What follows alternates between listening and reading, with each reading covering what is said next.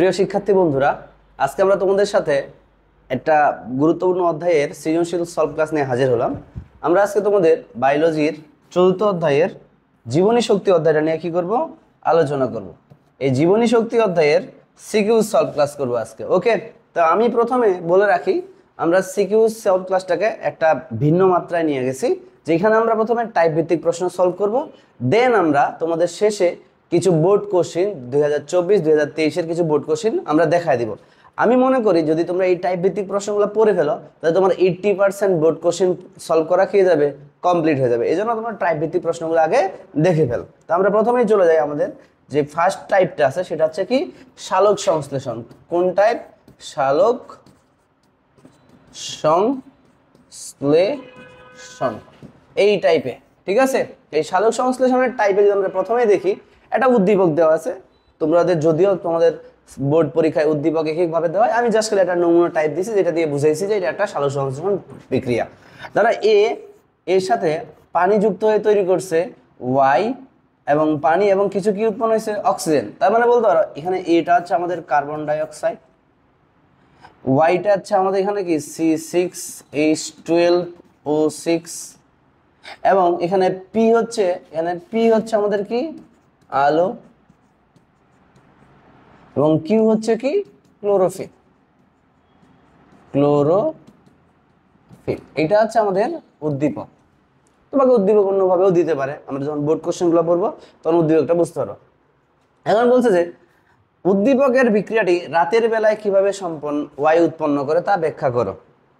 এখন উদ্দীপকের বিক্রিয়াটি রাতের বেলায় ওয়াই উৎপন্ন করে, অর্থাৎ সালোক সংশ্লেষণ প্রক্রিয়ায় আলোর অনুপস্থিতিতে যেই চক্রটা, আমরা জানি কি সালোক সংশ্লেষণের ধাপ হচ্ছে দুইটা, একটা আলোক পর্যায় আর একটা হচ্ছে আলোক নিরপেক্ষ পর্যায়। তো এখানে যেহেতু বলছে রাতের বেলায় ওয়াই মানে কি শর্করাজাত খাদ্য বা গ্লুকোজ তৈরির প্রক্রিয়া, তাহলে রাতের বেলায় সম্পন্ন হয় মূলত কি অন্ধকার পর্যায়। ঠিক আছে, তো এই অন্ধকার পর্যায়টা তুমি কিভাবে লিখবা? ঠিক আছে, তো দেখো আমরা যদি দেখি যে এখানে 1 নম্বর প্রশ্নটা কি বলছে, একের উত্তর বলছে রাতের বেলায়, অর্থাৎ আমরা বলে নিব আলোক নিরপেক্ষ পর্যায়।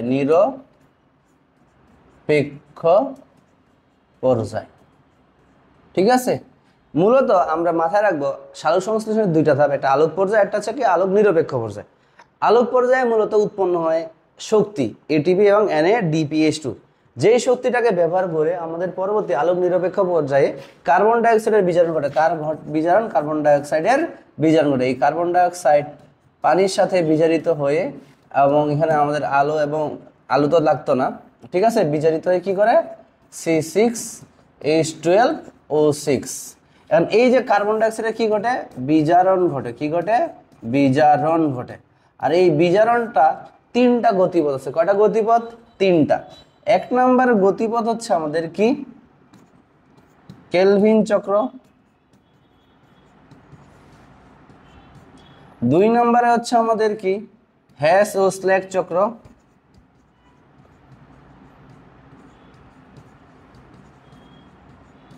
এবং 3 নম্বর হচ্ছে CAM বা ক্রেসুলেশন অ্যাসিড মেটাবলিজম। এখন তোমার পরীক্ষায় তুমি কি লিখবা? এখন এই যে বলছে প্রশ্নটা আমরা যদি দেখি যে উদ্দীপকের বিক্রিয়াটি রাতের বেলায় কিভাবে ওয়াই উৎপন্ন করে ব্যাখ্যা করো, তো এখানে মূলত তোমাদের বইয়ে অত ভালো আলোচনা নাই, এটা আমাদের ইন্টারমিডিয়েটের একটা বই থেকে এটা আলোচনা করতে হবে। এখানে কি হয় মনে রাখবা, আমরা এখানে শুধুমাত্র কেলভিন চক্রটা লিখবো, কারণ পৃথিবীতে বেশিরভাগ উদ্ভিদে হচ্ছে কি কেলভিন চক্র দিয়ে সালোক সংশ্লেষণ করে, আমরা কেলভিন চক্রটা আলোচনা করব। তাহলে দেখো প্রথমে আমরা কি করতেছি, তো ধরো এইটা হচ্ছে একটা গাছের পাতা, এই গাছের পাতায় ধরো এটা হচ্ছে একটা কি গাছের পাতা, এই গাছের পাতায় আগে থেকেই থাকে রাইবুলোজ 1,5-বিসফসফেট। কি থাকে? Ribulose 1,5-বিসফসফেট।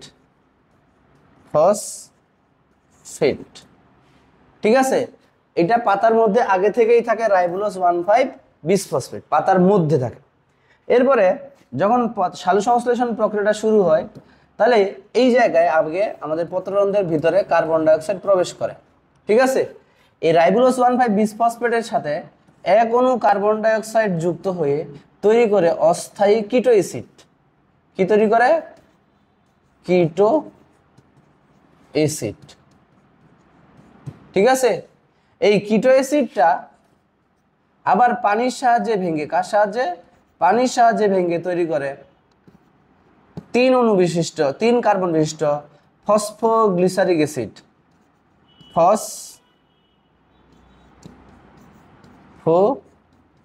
Glyceric acid, glyceric acid, যা কিনা এই চক্রের প্রথম স্থায়ী উপাদান 3 ফসফোগ্লিসারিক অ্যাসিড।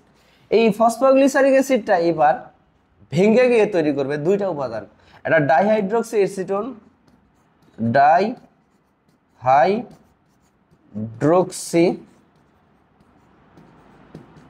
অ্যাসিটোন, এবং আরেকটাও যৌগ উৎপন্ন করবে যেটার নাম হচ্ছে গ্লিসারালডিহাইড, গ্লিসারালডিহাইড। কি তৈরি করলো? গ্লিসারালডিহাইড। ঠিক আছে, এই যে তোমরা যদি বেশি লিখতে চাও তাহলে আমি পুরোটাই লিখতে পারবো, কিন্তু আমি মনে করি এরপরে তুমি একটু ব্যাখ্যা দিবা যে এরপরে ডাইহাইড্রোক্সি অ্যাসিটোন এবং গ্লিসারালডিহাইড পরস্পরের সাথে যুক্ত হয়ে আমাদের একদিকে তৈরি করে গ্লুকোজ, আবার অপর দিকে তৈরি করে তারা হচ্ছে কি রাইবোলোস 1,5 বিসফসফেট। কি তৈরি করলো? একদিকে তৈরি করতেছে গ্লুকোজ আর একদিকে করতেছে রাইবোলোস 1,5 বিসফসফেট। এইভাবে তারা কি করতেছে? শর্করা জাতীয় খাদ্য তৈরি করতেছে। কিভাবে?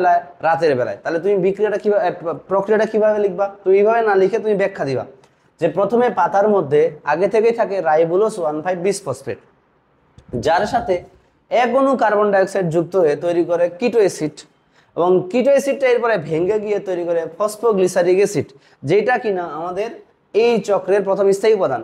এরপরে ফসফোগ্লিসারিক অ্যাসিড ভেঙে তৈরি করে ডাইহাইড্রোক্সি অ্যাসিটোন ফসফেট এবং গ্লিসারালডিহাইড 3 ফসফেট। পরবর্তীতে এই দুইটা যৌগ বিভিন্ন ক্রিয়া বিক্রিয়া শেষে একদিকে তৈরি করে গ্লুকোজ, অপর দিকে তৈরি করে রাইবোলোস 1,5 বিসফসফেট। আর এই রাইবোলোস 1,5 বিসফসফেটটা আবার পুনরায় কার্বন ডাইঅক্সাইডকে গ্রহণ করে চক্রাকারে কি করবে? চলতেই থাকবে। সুতরাং এইভাবেই মূলত কি করে?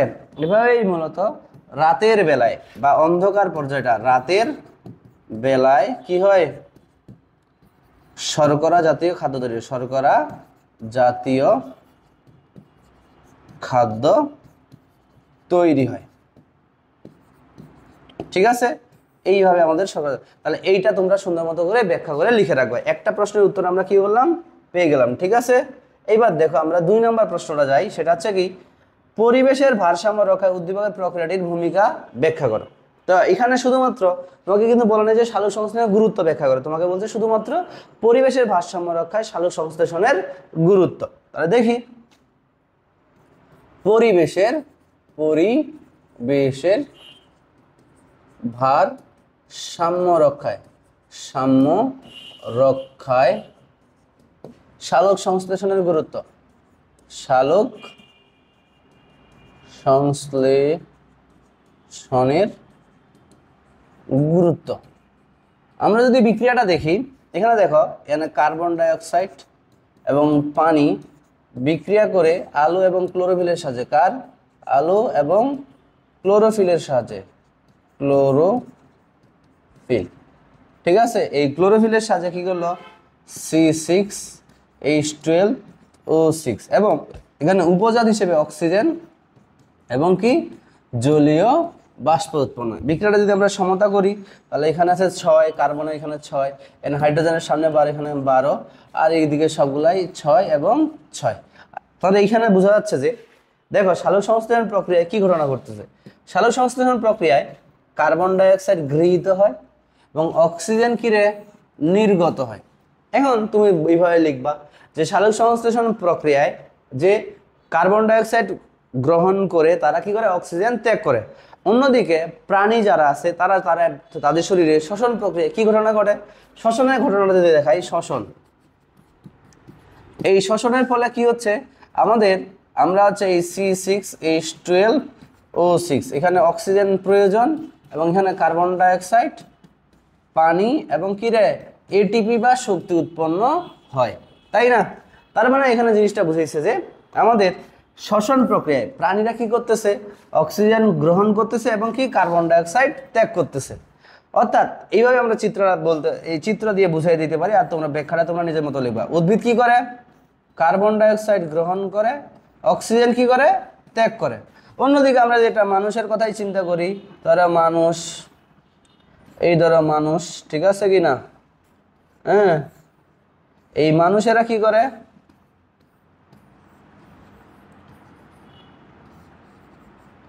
এই ধরো এরা কি করতেছে, অক্সিজেন গ্রহণ করে এবং কি করতেছে, কার্বন ডাইঅক্সাইড ত্যাগ করে। খালি মানুষ না, পৃথিবীতে যত প্রাণী আছে। তাহলে তুমি ব্যাখ্যাটা এইভাবেই দিবা যে সালোক সংশ্লেষণ প্রক্রিয়ায় অক্সিজেন গৃহীত হয় এবং কার্বন ডাইঅক্সাইড গৃহীত হয় এবং কার্বন ডাইঅক্সাইড বিজারিত হয়ে শর্করাজাত খাদ্য তৈরি করে, সাথে উপজাত হিসেবে অক্সিজেন এবং পানি উৎপন্ন করে। এবং আমরা প্রাণীরা কি করি, আমাদের শ্বাস প্রশ্বাসের মাধ্যমে অক্সিজেন গ্রহণ করি এবং কি কার্বন ডাইঅক্সাইড ত্যাগ করি। এখন আমরা যদি শুধু কার্বন ডাইঅক্সাইড ত্যাগ করি, উদ্ভিদ যদি এই কার্বন ডাইঅক্সাইডকে গ্রহণ না করতো, তাহলে একসময় পরিবেশে কি কার্বন ডাইঅক্সাইডের পরিমাণ অনেক কি হয়ে যেত, বেড়ে যেত। আর কার্বন ডাইঅক্সাইডের পরিমাণ যখন বাড়ে যাবে, তখন পরিবেশের তাপমাত্রা কি বাড়ে যাবে। কারণ তোমরা জানো কার্বন ডাইঅক্সাইড একটা কি গ্রিন হাউস গ্যাস হিসেবে কাজ করে। পরিবেশের তাপমাত্রা বাড়ে গেলে মরু অঞ্চলে বরফ গলে যাবে, ঠিক আছে, মেরু অঞ্চলে বরফ গলে যাবে। মেরু অঞ্চলে বরফ গলে গেলে সমুদ্রপৃষ্ঠের উচ্চতা, অর্থাৎ পরিবেশের একটা ভারসাম্য নষ্ট হয়। সুতরাং বলা যায় যে পরিবেশের ভারসাম্য রক্ষায় সালোক সংশ্লেষণ গুরুত্বপূর্ণ ভূমিকা পালন। কারণ আমরা প্রাণীরা যেই কার্বন ডাইঅক্সাইড ত্যাগ করি, সেই কার্বন ডাইঅক্সাইড উদ্ভিদেরা গ্রহণ করে, আবার উদ্ভিদেরা যে অক্সিজেন ত্যাগ করে সেটা প্রাণীরা কি করে, গ্রহণ করি। ঠিক আছে, এভাবে একটু সুন্দর করে লিখে দিবা। ওকে, এবার আমরা যাই আবার আমাদের সেই প্রশ্নে। এখানে তো লেখা আছে উদ্দীপকের বিক্রিয়াটি আলোক পর্যায়টি ব্যাখ্যা করো। এখন আলোক পর্যায়ে কি কি ঘটনা ঘটে, তাহলে আমরা আসি আমাদের পরবর্তী যে টপিকটা, সেটা হচ্ছে আলোক পর্যায়। আলোক পর্যায় আমি তোমাদের যে বেসিক ক্লাসটা করাইছি, সেই বেসিক ক্লাসে এগুলো সুন্দর করে ব্যাখ্যা দেওয়া হয়েছে। তোমরা যদি পারো জাস্ট ওই জায়গাটা গিয়া সুন্দর করে একটু কি করে নিবা, দেখে নিবা। ওখানে আমি সুন্দর করে পড়াতেছি, এখানে আমি সুন্দর করে পড়াবার ট্রাই করতেছি, বাট আসলে এত ডিটেলসটা সিকিউ সলভে সম্ভব না। এই জন্য আমি একটু দেখাই যে প্রথমে হচ্ছে আলোক পর্যায়ে কি হয়। আলোক পর্যায়ে প্রথমে আমাদের এখানে মূলত এটিপি ও NADH2 উৎপন্ন হয়। ঠিক আছে, এটিপি এবং কি NADH2 উৎপন্ন হয়। প্রথমে তুমি এখানে ব্যাখ্যা দিবা যে এই যে সূর্যের যেই জায়গাটাতে পাতার মধ্যে একটা বিশেষ অঞ্চল আছে, জানা আছে কি, ফটো সিস্টেম, যেখানে সালোক সংশ্লেষণ হয়। প্রথমে সূর্য থেকে আসা আলোটা এখানে গিয়ে শোষিত হয়। এখানে ফোটন কণা কি হয়, ফোটন শক্তি শোষিত হইল।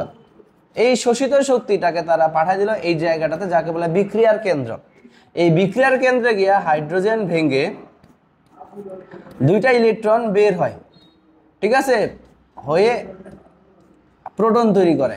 এই দুইটা ইলেকট্রন বের হয়ে যখন সে একটা চেইনের মধ্য দিয়ে যাচ্ছে, তখন তার একটা ঘটনা ঘটায় কি, ADP এর সাথে ইনঅর্গানিক ফসফেট যুক্ত করে তৈরি করে ATP।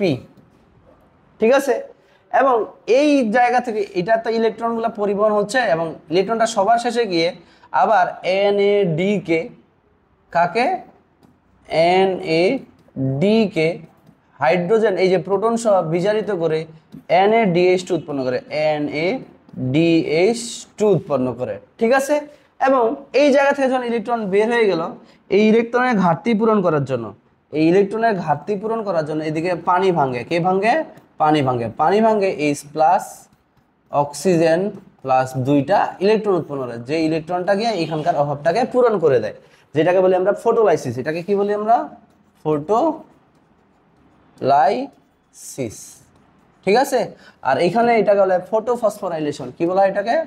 ফটোফসফোরাইলেশন। ঠিক আছে, এইভাবে আমাদের শক্তি এবং ATP এবং NADH2 উৎপন্ন হচ্ছে। তাহলে তুমি কিভাবে ব্যাখ্যা দিবা?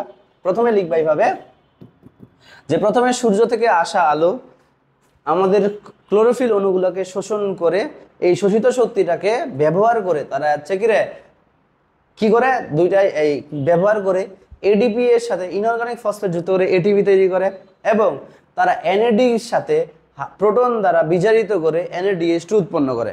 এখন এখানে আরেকটা ঘটনা বলছে যে এখানে যে ইলেকট্রনটা বের হয়ে যাচ্ছে সেই ইলেকট্রনের ঘাটতি পূরণ করার জন্য পানি ভেঙে H+ অক্সিজেনের মুখে 2টা ইলেকট্রন উৎপন্ন করে, ঠিক আছে কিনা? আর ওই 2টা ইলেকট্রন এই ইলেকট্রনের ঘাটতি পূরণ করে দেয়। তোমরা যদি আর একটু ভালো করে দেখো তোমাদের এই বই থেকে এখানে তুমি ভালো করে লিখতে পারবা, ঠিক আছে কিনা? তোমাদের বইয়ের মধ্যে যদি তুমি দেখো এই জায়গায় আলোক পর্যায়টা এখান থেকে লিখলে খুব ভালো হবে, ঠিক আছে?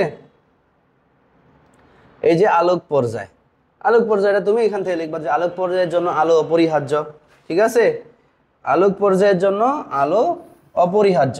এই পর্যায়ে সৌরশক্তি রাসায়নিক শক্তিতে রূপান্তরিত হয়। এই প্রক্রিয়ায় এটিপি এবং কি হয় NADH2 উৎপন্ন হয়, ঠিক আছে? তো দেখো আলোর ফোটন কণা থেকে এই রূপান্তরিত ফোটন কণাতে রূপান্তরিত এই শক্তি ইলেকট্রন ট্রান্সপোর্ট চেইনের মাধ্যমে সঞ্চিত হয়ে এটিপি অণুর ফসফেট গ্রুপের সাথে রাসায়নিক বন্ধন হিসেবে থাকে। আর এখানে প্রথমে ক্লোরোফিল গুরুত্বপূর্ণ ভূমিকা পালন করা, তুমি এখান থেকে লেখা শুরু করবা। এগুলা এক লাইন করে লিখে দিবা যে আলোক পর্যায়ের জন্য আলো অপরিহার্য, এই পর্যায়ে সৌরশক্তি রূপান্তরিত হয়ে এটিপি এবং NADH2 তে রূপান্তরিত হয়, শেষ। তারপরে বলবা এইটুক যে ক্লোরোফিল অণু আলোক শক্তি বা ফোটন শোষণকৃত ফোটন থেকে শক্তি সঞ্চয় করে এডিপি এর সাথে অজৈব ফসফেট যুক্ত করে কি করে এটিপি তৈরি করে। আর এই প্রক্রিয়াকে বলা কি ফটোফসফোরাইলেশন, ঠিক আছে কি না? এখন ফটোফসফোরাইলেশনের পরে যদি দেখি আমরা এখানে ওই যে বললাম বিক্রিয়ার কেন্দ্র থেকে 2টা ইলেকট্রন বের হয়ে গেছে, সেই ইলেকট্রনের ঘাটতি পূরণ করার জন্য কি করছে যে আমাদের সূর্যালোক এবং ক্লোরোফিলের সাহায্যে পানি বিয়োজিত হয়ে অক্সিজেন, প্রোটন এবং কি হাইড্রোজেনের উৎপন্ন করে। আর এই প্রক্রিয়াকে বলা কি ফটোলাইসিস। এইটুকু লিখলেই তোমার জন্য হয়ে যাবে, ঠিক আছে? আলোক পর্যায় এখানে আমরা বুঝাইছি, তুমি সুন্দর করে সৃজনশীল পরীক্ষায় লিখে রাখবা, তাছাড়া গাইডে আরো ভালো করে দেওয়া আছে। এবার চলে যাচ্ছে আমাদের নেক্সট কোশ্চেন, সেটা হচ্ছে আমাদের কি যে দেখো 4 নম্বর প্রশ্নটা দেখো, উদ্দীপকে ওয়াই এর উপরে সমস্ত প্রাণীগুলি টিকে আছে ব্যাখ্যা করো। উদ্দীপকের ওয়াই কি? শর্করা জাতীয় খাদ্য না? মানে শর্করা জাতীয় খাদ্যের উপরে সমস্ত প্রাণীগুলি টিকে আছে কেমনে? এটা তো তুমি খুব ভালো করে দিতে পারবে। যে আমরা জানি যে আমাদের শক্তির মূল উৎস যে সূর্য। প্রথমে সূর্য থেকে আমাদের গাছ কি করে? সূর্য থেকে আসা আলোটাকে ব্যবহার করে শর্করা জাতীয় খাদ্য তৈরি করে, এবং এই সজ্জিত খাদ্যটাকে ব্যবহার করে উদ্ভিদ শক্তি উৎপন্ন করে, এবং তার প্রয়োজনীয় শক্তি মেটানোর পর বাকি যে শক্তিটা আছে সেটা কি তার ফল, ফুল, পাতা এটার মধ্যে সঞ্চয় রাখে, ফলমূল পাতার মধ্যে, এবং অন্যান্য প্রাণীরা সেই ফলমূল পাতা খেয়ে কি করে? জীবন ধারণ করে। তার মানে এক কথায় শেষ, এই যে গ্লুকোজ C6H12O6 এটাই কিন্তু পরবর্তীতে বিজারিত হয়ে আমাদের কি হয়? শক্তিতে পরিণত হয়। এটা উদ্ভিদের ক্ষেত্রেও প্রযোজ্য, এটা হচ্ছে কি প্রাণীর ক্ষেত্রেও প্রযোজ্য। সুতরাং বলা যায় যে উদ্দীপকের ওয়াই এর উপরে সমস্ত প্রাণীগুলো কি আছে? টিকে আছে, ঠিক আছে? এবার আসো, উদ্দীপকে এ এর তারতম্য কিভাবে বিক্রিয়াকে প্রভাবিত করে? তাহলে বলো তো উদ্দীপকে এ কি? Carbon die oxide. তাহলে আমরা এই প্রশ্নটার উত্তর খুঁজি। কার্বন ডাই অক্সাইড এর তারতম্য সালোক সংশ্লেষণ বিক্রিয়ার তারতম্যের কারণে কি হচ্ছে? সালোক সংশ্লেষণ প্রক্রিয়ার উপর প্রভাব। সালোক সংশ্লেষণ বিক্রিয়ার উপর প্রভাব, ঠিক আছে? এটা এখন কি? সালোক সংশ্লেষণ প্রক্রিয়ার উপর কার্বন ডাই অক্সাইডের তারতম্যের প্রভাব। তা নরমালি আমরা দেখব যে কার্বন ডাই অক্সাইড প্লাস পানি এটা বিক্রিয়া করে C6H12O6 প্লাস অক্সিজেন এবং পানি উৎপন্ন করে। তার মানে আমরা বলতে পারি শর্করা জাতীয় খাদ্য বা সালোক সংশ্লেষণ প্রক্রিয়ার একটা অন্যতম প্রধান কাঁচামাল হলো কি? কার্বন ডাই অক্সাইড, ঠিক আছে কি না? এখন কার্বন ডাই অক্সাইডের পরিমাণ যত বাড়ে, তুমি ধরো তোমার কারখানায় একটা দিছে, তোমার কারখানায় হচ্ছে কি কাঁচামাল বেশি আছে, তাহলে তোমার উৎপাদন ক্ষমতা কি হবে? বেশি হবে। ঠিক এরকম কার্বন ডাই অক্সাইডের পরিমাণ যত বাড়লে কি হয় রে? সালোক সংশ্লেষণের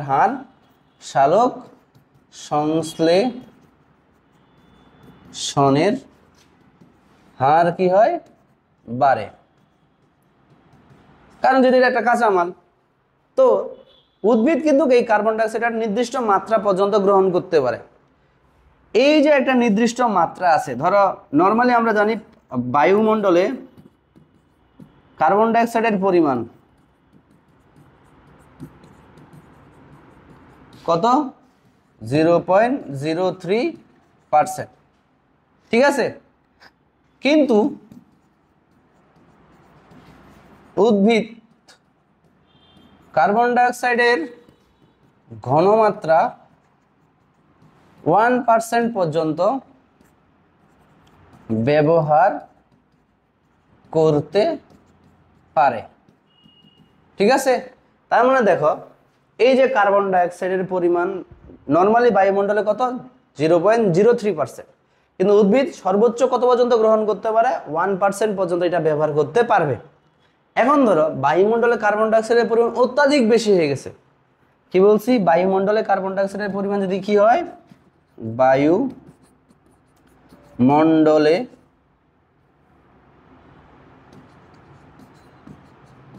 কার্বন ডাইঅক্সাইড এর পরিমাণ অত্যাধিক বেশি হলে একটা ঘটনা ঘটে। কি ঘটনা ঘটে দেখো তো? এই যে কার্বন ডাইঅক্সাইডটা পানির সাথে বিক্রিয়া করে তখন সর্বনিম্ন খাদ্য তৈরি না করে একটা অ্যাসিড তৈরি করে, যার নাম হচ্ছে কার্বনিক অ্যাসিড। কি তৈরি করে? Carbonic acid. আবার এই কার্বনিক অ্যাসিডটা ভেঙে গিয়ে দুইটা যৌগ তৈরি করে, একটা হচ্ছে H+ আর এটা হচ্ছে বাইকার্বনেট আয়ন তৈরি করে। ঠিক আছে, আর এই H+ এর পরিমাণ যত বাড়ে, আমাদের মনে রাখবা কোষের পিএইচ তত কমে, অর্থাৎ অম্লত্ব বাড়ে। কি বাড়ে? অম্লত্ব বাড়ে। আর অম্লত্ব বাড়ে কোষের ভিতরে কার্যক্ষমতা কি হয়ে যাবে? নষ্ট হয়ে যায়। ঠিক আছে, তখন আবার কি হয়ে যায়? সালোক সংশ্লেষণের হার কি হয়? কমে আসে। তার মানে তুমি এই জায়গার ব্যাখ্যাটা কি দিবা? এইভাবে যে প্রথমে কার্বন ডাইঅক্সাইডের বিক্রিয়াটা এই সালোক সংশ্লেষণ বিক্রিয়াটা দেখাই বলবা কার্বন ডাইঅক্সাইড যেহেতু সালোক সংশ্লেষণ প্রক্রিয়ার একটা কাঁচামাল, সুতরাং কার্বন ডাইঅক্সাইডের পরিমাণ বাড়লে সালোক সংশ্লেষণের হার বাড়ে। কিন্তু উদ্ভিদ সর্বোচ্চ 1% পর্যন্ত কার্বন ডাইঅক্সাইডের ঘনমাত্রা ব্যবহার করতে পারে। এর বেশি যদি কার্বন ডাইঅক্সাইড হয়ে যায়, তখন কার্বন ডাইঅক্সাইডের পরিমাণ যখন বায়ুমণ্ডলে অত্যাধিক বেশি হয়ে যায়, তখন কার্বন ডাইঅক্সাইড পানির সাথে বিক্রিয়া করে কার্বনিক অ্যাসিড তৈরি করে, এবং এটা ভেঙে H+ এবং বাইকার্বনেট, এবং H+ এর পরিমাণ বাড়লে পিএইচ কমে যায়। পিএইচ কম মানে কি? কোষের ভিতরে অম্লত্ব বাড়ে, আর অম্লত্ব বাড়ে গেলে কোষের কার্যক্ষমতা কি হয়ে যায়? নষ্ট হয়ে যায়। ঠিক আছে, আমি যদি তোমাদের দেখাই, এই যে দেখো তোমাদের বইয়ে এই জায়গাটাতে আছে কার্বন ডাইঅক্সাইডের ভূমিকা, সালোক সংশ্লেষণে কার্বন ডাইঅক্সাইডের ভূমিকা। এই জায়গাটা একটু দেখো, তুমি যদি এখানে দেখো, ঠিক আছে, যে কার্বন ডাইঅক্সাইড ছাড়া সালোক সংশ্লেষণ প্রক্রিয়া চলতে পারে না। এই প্রক্রিয়া যে খাদ্য প্রস্তুত করা হয় তা কার্বন ডাইঅক্সাইড বিজারণের ফলে হয়ে থাকে। তার মানে কার্বন ডাইঅক্সাইড না থাকলে সালোক সংশ্লেষণ চলবে না। বায়ুমণ্ডলে কার্বন ডাইঅক্সাইডের পরিমাণ 0.03%, কিন্তু এই প্রক্রিয়া উদ্ভিদ শতকরা 1 ভাগ পর্যন্ত কার্বন ডাইঅক্সাইড কি করতে পারে? ব্যবহার করতে পারে। তাই বায়ুমণ্ডলে কার্বন ডাইঅক্সাইডের পরিমাণ বৃদ্ধি পাওয়ার সাথে সাথে কি হয়? সালোক সংশ্লেষণের পরিমাণ কি হয়? বাড়ে। তবে কার্বন ডাইঅক্সাইডের পরিমাণ যদি খুব বেশি মাত্রায় বেড়ে যায়, তখন পাতার মেসোফিল টিস্যুর কোষে অম্লত্ব বেড়ে যায়। আমি তোমাদের একদম ভেঙে দেখাইছি যে কিভাবে অম্লত্ব বাড়তেছে। ঠিক আছে কিনা? আমি তোমাদের ভাঙে দেখাইছি কিভাবে অম্লত্ব বাড়ে। যে অম্লত্ব মানে কি? অ্যাসিড। যে প্রথমে কার্বন ডাইঅক্সাইড পানির সাথে বিক্রিয়া করে কার্বনিক অ্যাসিড তৈরি করে, কার্বনিক অ্যাসিডটা ভেঙে H+ এবং কি বাইকার্বনেট আয়ন তৈরি করে, এবং H+ বাড়ে গেলে পিএইচ কমে যায়, তখন অম্লত্ব কি হয়? বাড়ে যায়। এখন দেখো তোমার এখানে এই যে অম্লত্ব বাড়ে গেলে কি হবে? কোষের অম্লত্ব বেড়ে যায়, লেখা আছে না? কোষের অম্লত্ব বেড়ে যায় এবং পত্ররন্ধ্র বন্ধ হয়ে সালোক সংশ্লেষণের হার তখন কি হয়ে যায়? কমে যায়। অর্থাৎ কার্বন ডাইঅক্সাইডের পরিমাণের তারতম্যের কারণে সালোক সংশ্লেষণের হারটাও কম বেশি হইতে পারে। পারবা ব্যাখ্যা দিতে? আশা করি পারবা। ঠিক আছে, এখন আমরা চলে যাব আমাদের পরবর্তী যেই টপিক। ঠিক আছে, এবার আমরা পরের প্রশ্নটাতে চলে যাব। নেক্সট কোশ্চেন 5 নম্বর প্রশ্ন। দেখো 6 নম্বর প্রশ্নতে আসি আমরা। জীবজগতে উদ্ভিদের প্রক্রিয়াটির গুরুত্ব, অর্থাৎ সালোক সংশ্লেষণের গুরুত্ব আলোচনা করো। তো সালোক সংশ্লেষণের গুরুত্ব যখন আমরা আলোচনা করতে যাব, তখন আমাদের এইভাবে লিখতে হবে। ঠিক আছে, সালোক সংশ্লেষণের গুরুত্ব, সালোক সংশ্লেষণের গুরুত্ব। ঠিক আছে, এখন তোমার বইয়ে গরু রচনা দেওয়া আছে, তোমরা গরু রচনা লিখবে না। পরীক্ষায় ভালো মার্ক পাইতে গেলে তুমি যদি এখন লিখো গরু 4টা হাত, 4টা ঠ্যাং, 4টা পা, 4টা কান, 4টা নাক, এরকম করে লিখলে তা চলবে না। তোমাকে কি করতে হবে? সুন্দর করে ভালো করে প্রেজেন্ট করতে হবে। এজন্য সালোক সংশ্লেষণের গুরুত্ব লেখার সময় তুমি এইভাবে পয়েন্ট আকারে লিখবা। 1, উদ্ভিদের খাদ্য তৈরি, উদ্ভিদের খাদ্য তৈরি। এখন তুমি এখানে তো জানোই, ব্যাখ্যাটা তুমি নিজের মতো করে লিখবা যে সালোক সংশ্লেষণ প্রক্রিয়ায় উদ্ভিদ কি করে, সূর্যালোক এবং ক্লোরোফিলের সাহায্যে শর্করা জাতীয় খাদ্য তৈরি করে। ঠিক আছে, এবার 2, প্রাণীদের খাদ্য তৈরি। কার? প্রাণীর খাদ্য তৈরি। তাহলে উদ্ভিদ তার নিজের প্রয়োজন মেটানোর পর অবশিষ্ট যে খাদ্যটা থাকে সেটা তার কি ফল মূল কাণ্ড পাতায় কি রাখে, সঞ্চয় করে রাখে। এবং এই ফল মূল পাতা কাণ্ডগুলো খেয়ে অন্যান্য প্রাণীরা কি করে, জীবন ধারণ করে। ঠিক আছে, এই জন্য তুমি বললো প্রাণীদের খাদ্য তৈরি। 3 নাম্বার দিবা কি পরিবেশে কার্বন ডাই অক্সাইড ও অক্সিজেন এর ভারসাম্য রক্ষা করা। ভারসাম্য রক্ষা করা, এটাতে একটু আগেই আলোচনা করে ফেলছি। 4 নাম্বার পয়েন্টটা দিবা তুমি মানব সভ্যতায়। কি দিবা? মানব সভ্যতায়। ঠিক আছে, মানব সভ্যতায় কি কি হচ্ছে মনে রাখবা। মানব সভ্যতায় এই যে আমরা বসি, চেয়ার টেবিল খাট ব্রেঞ্চ, এগুলো সবগুলো কে থেকে আসে? কাঠ থেকে আসে। কাঠ কই থেকে আসে? গাছ কিভাবে বেঁচে আছে? সালোক সংশ্লেষণের জন্য আছে। এছাড়া আমরা যে বই খাতা কাগজ কলমের যে কালি সবকিছুই প্রত্যক্ষ বা পরোক্ষভাবে কই থেকে পাওয়া গেছে? গাছ থেকেই পাওয়া যায়। আর গাছ কার উপর নির্ভরশীল? সালোক সংশ্লেষণের উপর নির্ভরশীল। ঠিক আছে, আর 5 নাম্বারটা তুমি বলতে পারো জ্বালানি প্রদান। ঠিক আছে, জ্বালানি প্রদান। 6 নাম্বার পয়েন্ট দিতে পারো ঔষধ শিল্পে। ঠিক আছে, আমরা অনেক ধরনের ঔষধ কই থেকে পাই? গাছ থেকে পাই। তাহলে এইভাবে পয়েন্ট আকারে লিখবা। ঠিক আছে, নট গরু রচনা। তোমাদের বইয়ে দেখো, তোমাদের বইয়ে যে সালোক সংশ্লেষণের গুরুত্বটা আছে, ধরো এই যে সালোক সংশ্লেষণে কি আছে, জীবজগতের সালোক সংশ্লেষণের গুরুত্ব আছে। এগুলো দেখো একদম গরু রচনা আছে। তোমরা কিন্তু স্টেপ বাই স্টেপ তুমি দিতে পারো। দেখো লেখা আছে না, এখান থেকে আমরা ভাগ করে দিতে পারি। যে ধরো 1 মিনিট, যে সালোক সংশ্লেষণের সবচেয়ে গুরুত্বপূর্ণ জৈব রাসায়নিক বিক্রিয়া, এই বিক্রিয়ার মাধ্যমে সূর্যালোক এবং জীবনের মধ্যে একটা সেতু বন্ধন তৈরি হয়েছে। ঠিক আছে, তাহলে দেখো সমস্ত শক্তির উৎস সূর্য, একমাত্র সবুজ উদ্ভিদে কি করে? সালোক সংশ্লেষণ প্রক্রিয়ায় সৌরশক্তিকে কি করে? রাসায়নিক শক্তিতে রূপান্তর করে। ঠিক আছে, এবারে 2 নাম্বার স্টেপটা এখান থেকে দিতে পারো যে পরিবেশে ভারসাম্য রক্ষায় অর্থাৎ অক্সিজেন এবং কার্বন ডাইঅক্সাইডের সঠিক অনুপাত রক্ষায় সালোক সংশ্লেষণ প্রক্রিয়া বিশেষ ভূমিকা পালন করে থাকে। ঠিক আছে, তারপরে পৃথিবীতে উদ্ভিদ এবং প্রাণীদের স্বাভাবিক বৃদ্ধি এবং জীবনযাপনের জন্য 2টি গ্যাসের পরিমাণ স্বাভাবিক পর্যায়ে থাকতে হয়। ঠিক আছে, এগুলো পারবা। ঠিক আছে কিনা? এরপরে দেখো নিচে যাও, এটা তো ওইটাই গেছে। দেখো মানব সভ্যতার অগ্রগতিতে লিখছিলাম না আমি একটা পয়েন্ট, মানব সভ্যতায়। ঠিক আছে, মানব সভ্যতায় অধিকাংশ সালোক সংশ্লেষণ প্রত্যক্ষ এবং পরোক্ষভাবে নির্ভরশীল। অন্ন বস্ত্র শিল্প সামগ্রী যেমন লাইলন রেয়ন কাগজ সেলুলোজ কাঠ রাবার ঔষধ সবকিছুই আমরা জ্বালানি সবকিছুই কই থেকে পাই? উদ্ভিদ থেকে পাই। সুতরাং বলা যায় যে জীবের জন্য বা জীব জগতের জন্য সালোক সংশ্লেষণ প্রক্রিয়ার গুরুত্ব কি রে? মারাত্মক। ঠিক আছে, তো মারাত্মক এই যে এইভাবে তোমরা লিখবা। ওকে, আমরা নেক্সট কোশ্চেনে চলে যাই। এবারে যে প্রশ্নটা আছে সেটা হচ্ছে কি উদ্দীপকে ওয়াই উৎপন্ন না হলে উদ্ভিদ এবং প্রাণীর অস্তিত্ব ভূমিকা মানে এইটার উত্তর আর এটার উত্তর কি সেম। এমন বলছে উদ্দীপকের বিক্রিয়া দিয়ে পি এবং কিউ এর ভূমিকা আলোচনা করা। এটা একটা ইম্পর্টেন্ট প্রশ্ন। পি কি বলছি আমরা? আলো। আর কিউ বলছি আমরা কি রে? ক্লোরোফিল। অর্থাৎ সালোক সংশ্লেষণ প্রক্রিয়া আলো এবং ক্লোরোফিলের ভূমিকা। ঠিক আছে, তা এখানে যখন উত্তর লিখবা তুমি দেখবা উদ্দীপকের বিক্রিয়াটি সালোক সংশ্লেষণ প্রক্রিয়া। উদ্দীপকের পি হলো আলো এবং কি রে? কিউ হইল কি? ক্লোরোফিল। ঠিক আছে কিনা? তাহলে তুমি বলবা সালোক সংশ্লেষণে আলোর ভূমিকা। পয়েন্ট আকারে লিখবা সবসময় পয়েন্ট। সালোক সংশ্লেষণে আলোর ভূমিকা।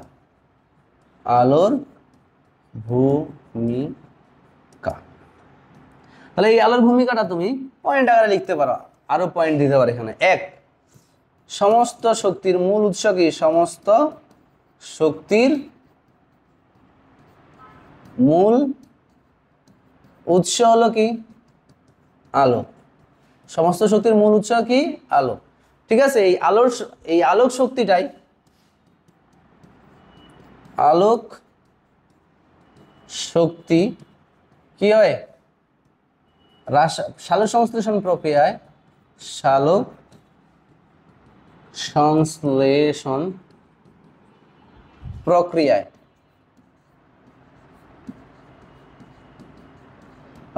সৌরশক্তি থেকে কি হয়, সৌরশক্তি হতে রাসায়নিক শক্তিতে রূপান্তরিত হয়, রাসায়নিক শক্তিতে রূপান্তরিত হয়।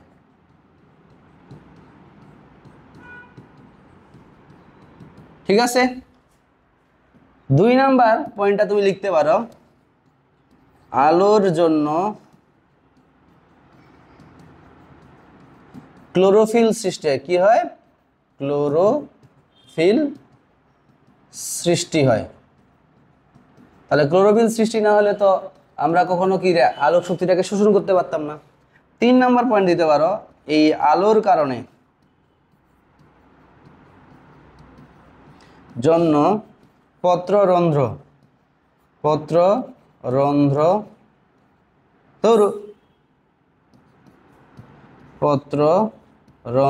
কি হয় রে? খোলা বা বন্ধ হয়, খোলা বা বন্ধ হয়। আর যার কারণে পত্ররন্ধ্র যখন খুলে তখন তার ভিতরে কি করে? কার্বন ডাই অক্সাইড প্রবেশ করে। ঠিক আছে, এগুলো হচ্ছে আলোর ভূমিকা। ঠিক আছে, আর যদি আমি বলি ক্লোরোফিলের ভূমিকা কি, সালোক সংশ্লেষণে ক্লোরোফিলের ভূমিকা, ক্লোরোফিলের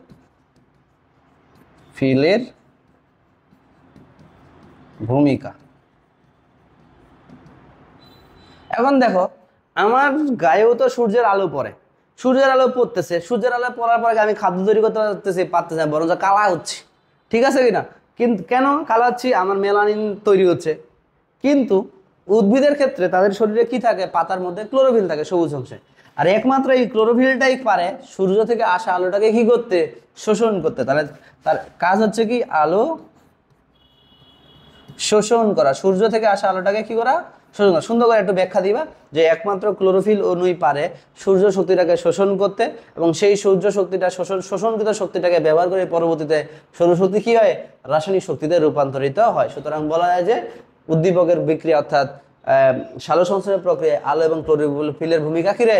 অপরিসীম। তাহলে আমাদের একটা প্রশ্ন টাইপ পড়া শেষ। এবার আসি আমরা আমাদের দ্বিতীয় টাইপ, যেটা হচ্ছে শ্বসনের উপর। কার উপর? শ্বসন। ঠিক আছে, এই শ্বসন প্রক্রিয়ায় দেখো, এখানে আমাদের গ্লুকোজ, এটা হচ্ছে এক্স, এর সাহায্যে ভেঙে কার্বন ডাই অক্সাইড, পানি এবং এতে উৎপন্ন। তাহলে এ মানে হচ্ছে কি? শক্তি বা এটিপি, শক্তি বা এটিপি। আর এখানে এক্স হচ্ছে অক্সিজেন। ঠিক আছে, বলছে উদ্দীপকের এক্স এর অনুপস্থিতিতে প্রক্রিয়াটি কিভাবে ঘটে ব্যাখ্যা করো। তাহলে এক্স এর অনুপস্থিতিতে যে প্রক্রিয়াটা ঘটে সেটা হচ্ছে আমাদের কি? অবাধ শোষণ। কি? অবাধ শোষণ। এখন তোমাদের বই এটা সুন্দর করে দেওয়া আছে। অবাধ শোষণের ধাপ হচ্ছে কয়টা? 2টা। একটা হচ্ছে গ্লাইকোলাইসিস, আর একটা কি রে? পাইরুভিক অ্যাসিডের অসম্পূর্ণ জারণ। আমরা যদি দেখি অবাধ শোষণটা, এটা লিখতে গেলে অনেক টাইম লাগবে, এই জন্য আমি তোমাদের জাস্ট দেখাচ্ছি। অবাধ শোষণ, এই যে দেখো, অবাধ শোষণের সংক্ষিপ্ত বর্ণনা। তোমাদের অবাধ শোষণের ধাপ হচ্ছে 2টি, একটা গ্লুকোজের অসম্পূর্ণ জারণ আর পাইরুভিক অ্যাসিডের কি রে? বিজারণ। এই 2টা পয়েন্ট তুমি সুন্দর করে কি লিখে দিবা। এই 2টা পয়েন্ট তুমি কি করবা? সুন্দর করে লিখে দিবা। অবাধ শোষণের ধাপ হচ্ছে গ্লুকোজের অসম্পূর্ণ জারণ, যাকে আমরা আরেকটা নাম বলি কি? গ্লাইকোলাইসিস।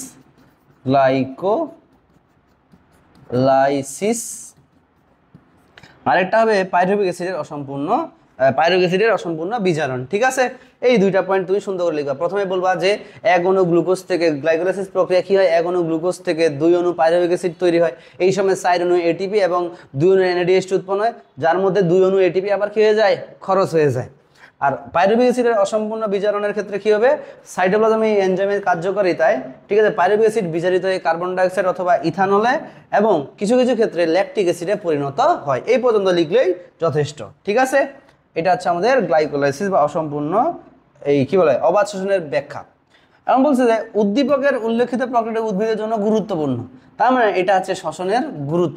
এখানে আমরা কি করব? শ্বসনের গুরুত্বটা আলোচনা করবো। কারণ শ্বসনের গুরুত্ব তো অনেক কিছুই আছে।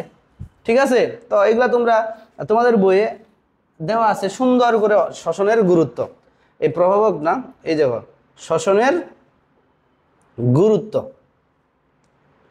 এই যে শ্বসনের গুরুত্ব, শ্বসন প্রক্রিয়া উৎপন্ন শক্তি দিয়ে জীব তার সমস্ত ধরনের কার্যক্রম করে, পয়েন্ট আকারে লিখতে পারো, ঠিক আছে। 1 নাম্বার পয়েন্ট হইল এইটা, যে শ্বসন প্রক্রিয়া উৎপন্ন শক্তি জীবের সকল ধরনের ক্রিয়া বিক্রিয়া এবং কার্যক্রম পরিচালিত হয়, 1 নাম্বার পয়েন্ট। 2 নাম্বার পয়েন্ট কি, বা শ্বসনে নির্গত কার্বন ডাইঅক্সাইড জীবের প্রধান খাদ্য শর্করা উৎপাদনে ব্যবহৃত হয়, 2 নাম্বার পয়েন্ট। আর এই প্রক্রিয়া যে শক্তিটা উৎপন্ন হয়, এই প্রক্রিয়ায় উদ্ভিদের খনিজ লবণ পরিশোধনে সাহায্য করে এবং পরোক্ষভাবে উদ্ভিদের বৃদ্ধি এবং অন্যান্য জৈবিক প্রক্রিয়া চালু রাখতেও কি করে, এর দ্বারা তুমি 3 নাম্বার পয়েন্ট দিলা। আর এখানে দিলা 4 নাম্বার পয়েন্ট, যে উদ্ভিদের বৃদ্ধি এবং অন্যান্য জৈবিক প্রক্রিয়া চালু রাখা। অর্থাৎ এক কথায় শেষ, এই যে শ্বসন প্রক্রিয়া যে শক্তিটা উৎপন্ন হয়, সেই শক্তিটাকে ব্যবহার করে আমাদের সমস্ত ক্রিয়া বিক্রিয়া কি হয়, জৈবিক ক্রিয়া বিক্রিয়া নিয়ন্ত্রিত হয়। তারপরে তুমি 5 নাম্বার পয়েন্টে বলো, কোষ বিভাজনের প্রয়োজনীয় শক্তি এবং কিছু আনুষঙ্গিক পদার্থ শ্বসন প্রক্রিয়া থেকে, আর সেটা দিলা তুমি কি 5 নাম্বার পয়েন্ট, ঠিক আছে। তাই বলা যেতে পারে এই প্রক্রিয়া জীবদের বৃদ্ধিতেও নিয়ন্ত্রণ করে। এছাড়াও দেখবা এটা 6 নাম্বার পয়েন্ট দিতে পারো, এই বিক্রিয়ায় বিভিন্ন ক্ষার উপক্ষার জৈব অ্যাসিড সৃষ্টিতে সহায়তা করে, যার মাধ্যমে জীবের অন্যান্য জৈবিক কাজও কি হয় রে, সম্পন্ন হয়। এটা দিলাম কি 6 নাম্বার পয়েন্ট, ওকে। এরপরে দেখো, আমরা এটা তো বললাম 6 নাম্বার পয়েন্ট, এরপরে যাই আমরা নিচে, যে পৃথিবীতে কিছু ব্যাকটেরিয়া আছে, যেই ব্যাকটেরিয়াগুলো আবার অক্সিজেন উপস্থিতিতে বাঁচতে পারে না। এই যারা অক্সিজেন উপস্থিতিতে বাঁচতে পারে না, তাদের ক্ষেত্রে শক্তি উৎপাদনের একমাত্র উপায় হচ্ছে অবাধ শ্বসন, আর এটা দিলাম আমরা 7 নাম্বার পয়েন্ট। এছাড়াও এই প্রক্রিয়াতে ইথাইল অ্যালকোহল তৈরি হয়, যা বিভিন্ন শিল্পে ব্যবহৃত হয়। বিশেষ করে আমরা যদি বলি ল্যাকটিক অ্যাসিড ফার্মেন্টেশনের ফলে দই, পনির ইত্যাদি উৎপাদিত হয়, এটা দিলাম আমরা 8 নাম্বার পয়েন্ট। এবং রুটি তৈরিতে, বেকারি শিল্পে এটা ব্যবহৃত হয়, ঠিক আছে, এটা দিলাম আমরা কি 9 নাম্বার পয়েন্ট। তো তোমরা গরু রচনা না লিখে কি করবা, point point point point point আকারে লিখবা সবাদ শ্বসন বা অবাধ শ্বসনের গুরুত্ব। তবে মাথায় রাখবা, এই অংশটুকু হচ্ছে অবাধ শ্বসনের গুরুত্ব, অবাধ শ্বসন, আর উপরে যেটা পড়ছি সেটা হচ্ছে কি সবাদ শ্বসনের গুরুত্ব, ঠিক আছে।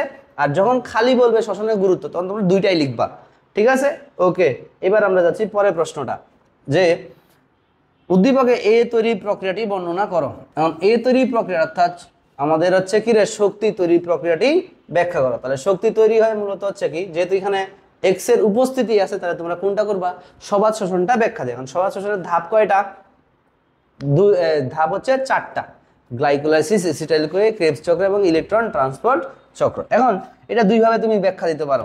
আচ্ছা, এইটা আমরা একটু পরে আসতেছি 3 নাম্বার প্রশ্নটা, কারণ 3 নাম্বার প্রশ্ন এবং হচ্ছে 6 নাম্বার প্রশ্নটা একভাবেই উত্তর দেওয়া যায়, ঠিক আছে। আর দেখো 7 নাম্বার প্রশ্নটা আগে আমরা পড়ে নেই, যে জীবের অস্তিত্ব রক্ষায় উদ্দীপকের প্রক্রিয়াটি কি ধরনের ভূমিকা পালন রাখে। মনে রাখবা, এটাও কিন্তু শ্বসনের গুরুত্বটাই, শ্বসনের গুরুত্ব, এটাও কিন্তু শ্বসনের গুরুত্বটাই তোমাকে কি করতে হবে, আলোচনা করে দিতে হবে, ঠিক আছে। এখন আমরা আসি এই 3 এবং 6 নাম্বার প্রশ্নটা। এখন বলছে যে এখানে দেখো চক্রাকার ধারটি বর্ণনা করতে বলছে শ্বসন প্রক্রিয়া। তাহলে মনে রাখবা, শ্বসন প্রক্রিয়ায় প্রথমে আমাদের কি ব্যবহার হয়, গ্লুকোজ। এই গ্লুকোজ বিভিন্ন এনজাইমের সহায়তায় ভেঙে গিয়ে তৈরি করে 2 অণু পাইরুভিক অ্যাসিড। এক অণু গ্লুকোজ বিভিন্ন এনজাইমের সাহায্যে ভেঙে গিয়ে কি করে, 2 অণু পাইরুভিক অ্যাসিড, ঠিক আছে। এখানে এক অণু পাইরুভিক অ্যাসিড তৈরি হইল, বুঝছো কি না। তাহলে দেখো এখানে আমাদের 2 অণু পাইরুভিক অ্যাসিড তৈরি হবে, কি হলো, পাইরুভিক অ্যাসিড, ওকে। তাহলে এই ধাপটার নাম হচ্ছে গ্লাইকোলাইসিস,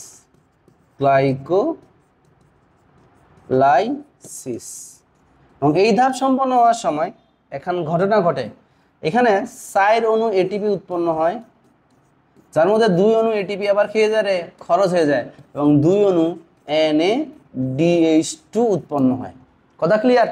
তাহলে যখন তুমি মনে হয় ব্যাখ্যা লিখবা, যখন বলবে চক্রাকার ধাপটি আলোচনা, তুমি চক্রাকার ধাপটা আলোচনা করবা, যখন তোমাকে ব্যাখ্যা দেবে তখন তুমি গ্লাইকোলাইসিস ধাপে লিখবা, যে প্রক্রিয়ায় 1 অণু গ্লুকোজ ভেঙে 2 অণু পাইরুভিক অ্যাসিড তৈরি করে তাকে বলা হয় কি গ্লাইকোলাইসিস। আর গ্লাইকোলাইসিস ধাপে 4 অণু এটিপি উৎপন্ন হয়, যার মধ্যে 2 অণু এটিপি খরচ হয়ে যায় এবং 2 অণু NADH2 উৎপন্ন হয়, ঠিক আছে, শেষ। এরপরে দেখো এই পাইরুভিক অ্যাসিড থেকে 1 অণু কার্বন ডাইঅক্সাইড বের হয়ে যাবে, কার্বন ডাইঅক্সাইড এই দিক থেকে বের হয়ে তৈরি করবে এসিটাইল-CoA,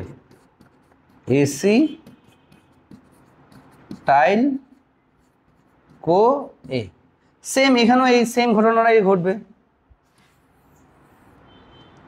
এখানেও কি ঘটবে, সেম ঘটনাটাই ঘটবে।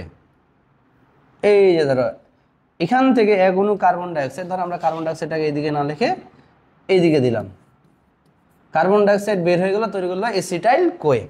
এবং এই এসিটাইল কোয়ে সৃষ্টির সময় এখানে আরেকটা ঘটনা ঘটে, এখানে এক অণু NaDH2 উৎপন্ন হয়। সেম এখানেও এক অণু NaDH2 উৎপন্ন হয়। যখন তুমি ব্যাখ্যা লিখবা তখন তুমি বলবা এসিটা, এই ধাপটা হচ্ছে কি, এই ধাপটা হচ্ছে এসিটাইল কোয়ে সৃষ্টি, এসিটাইল কোয়ে সৃষ্টি।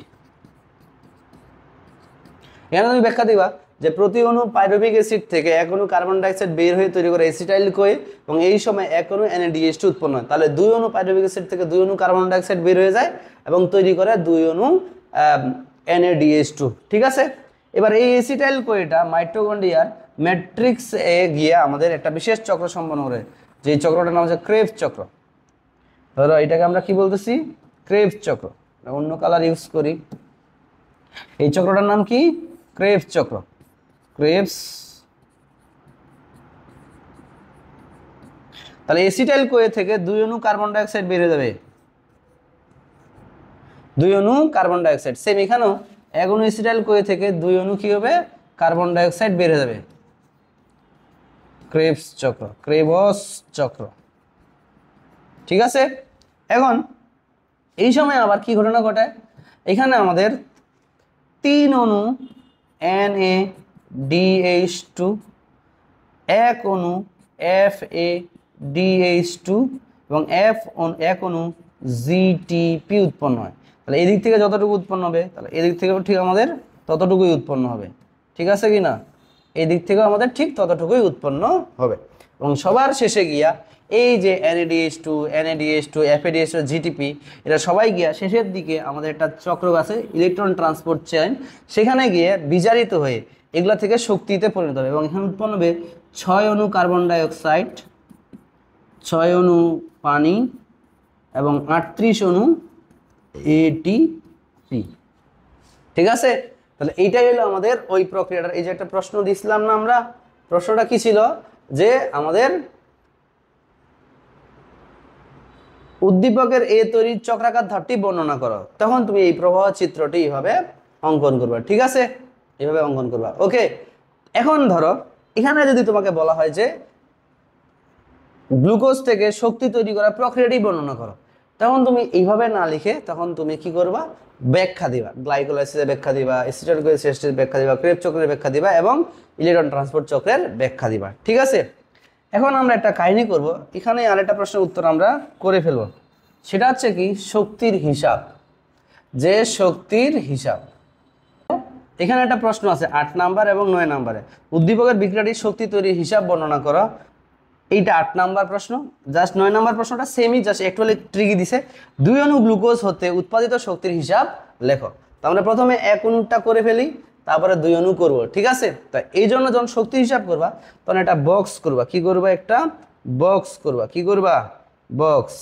এই বক্সের মধ্যে ধরো আমরা এরকম করে একটা ইয়া দিলাম,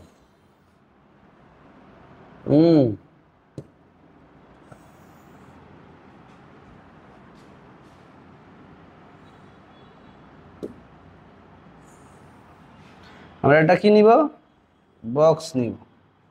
ঠিক আছে, এই বক্সগুলোর মধ্যে প্রথমে আমরা নিব একটা লাইনের মধ্যে নিব, আচ্ছা আমি লাইনগুলো টাইনে ফেলি।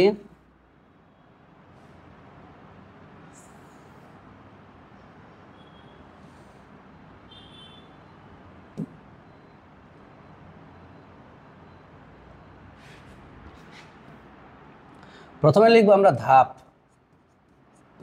এখানে লিখবো উৎপাদিত বস্তু, পরেরটাতে লিখবো আমরা ব্যয়িত বস্তু,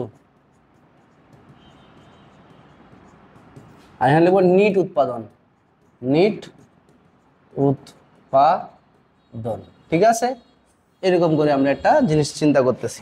এটা প্রথমেই দেখো, আমরা এই জায়গায় দেখো প্রথম ধাপটার নাম কি, গ্লাইকোলাইসিস, গ্লাইকোলাইসিস। বলো তো গ্লাইকোলাইসিসে কি কি উৎপন্ন হয়েছে, 4 অণু এটিপি, 4 অণু এটিপি, 2 অণু Na, 2 অণু NaDH2 এবং 2 অণু পাইরুভিক অ্যাসিড। এগুলো উৎপন্ন হয়েছে কারণ 1 অণু গ্লুকোজ ভেঙে 2 অণু পাইরুভ। তাহলে এখানে ব্যয়িত বস্তু কি? 1 অণু গ্লুকোজ, ঠিক আছে, আর হচ্ছে আমাদের 2 অণু এটিপি। তাহলে বলতো নিট উৎপাদন কত? এখান থেকে 4 অণুর মধ্যে 2 অণু এটিপি গেছে, তাহলে আছে 2 অণু এটিপি। এবং আমরা জানি 1 অণু NaDH2 থেকে আমরা ইলেকট্রন ট্রান্সপোর্ট 3 অণু এটিপি পাই। তাহলে 2 অণু থেকে কত পাই? 3 দুগুণে 6 অণু এটিপি। এটা গেল আমাদের কি গ্লাইকোলাইসিস ধাপ। এটা হলো কি গ্লাইকোলাইসিস ধাপ। এবারে আসি আমরা এসিটাইল কোয়ে সৃষ্টিতে। এসিটাইল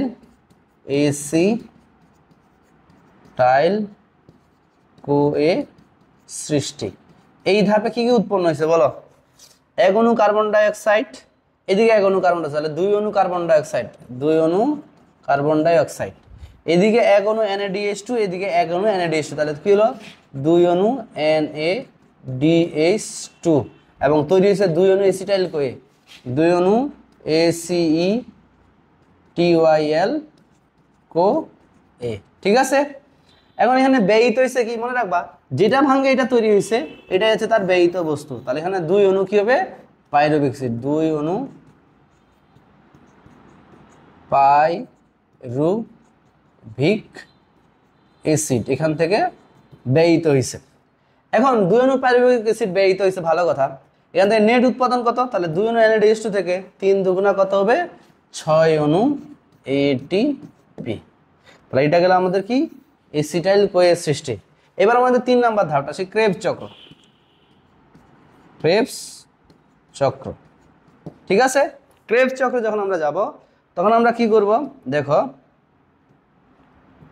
এখানে কি কি উৎপন্ন হয়েছে? এখানে 2 অণু কার্বন ডাইঅক্সাইড, এখানে 2 অণু কার্বন ডাইঅক্সাইড, তাহলে কত হইলো? 4 অণু কার্বন ডাইঅক্সাইড উৎপন্ন হয়েছে। 3 অণু NaDH2, 3 NaDH2 মানে 6 অণু NaDH2, 6 অণু NaDH2, 1 আর 1 এর কত? 2 অণু FADH2, 1 আর 1 এ যোগ করলে কত হয়? 2 অণু GTP, ঠিক আছে। আর ব্যয়িত হয়েছে কি? এইটা যেহেতু এখানে গিয়ে ভাঙছে, তাহলে 2 অণু এসিটাইল কোয়ে, 2 অণু এসিটাইল কোয়ে। তাহলে নিট উৎপাদন কত? তাহলে দেখো এখানে 6 × 3 3 6 কত হবে? 18 অণু এটিপি।